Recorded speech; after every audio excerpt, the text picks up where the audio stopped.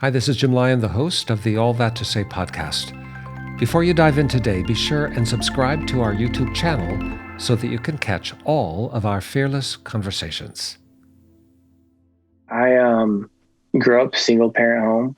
Mom was waitressing most of her days to pay the bills, and myself and my little sister, 8 years younger than me, grew up in a little poor area of the community.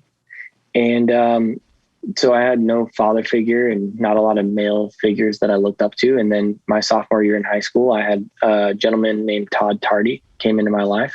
He was a young life leader, about 35 years old. And he went to our games. He'd work out with us after school. He invited me over to his house for dinner with his family. And he just took a huge interest and invested a lot into me and in all my peers. And it changed my life.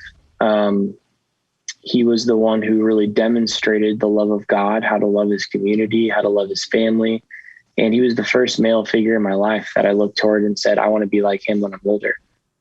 And so, he taught me some really, really basic things. The things that stood out to what Todd instilled in me was he'd take us to breakfast every Friday morning and he would talk about how we need to serve people. And, when you walk into the school, don't just open the door and rush in, but look behind you, see if there's anyone coming, hold the door open for them. Just basic acts of service, care for people.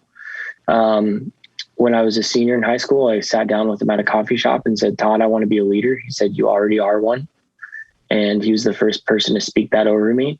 He gave me my first opportunity to speak on a stage. Where I fell in love with the art form of crafting a message and delivering a message, which I do often still today.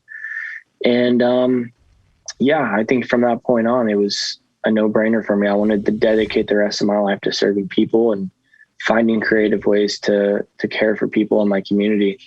So it changed the trajectory of my life, that one relationship, that one example. And you can't underestimate you investing in people, especially young people, showing them an example of how to live and loving them where they're at. And it changed my life. And so I attribute a lot to those early days.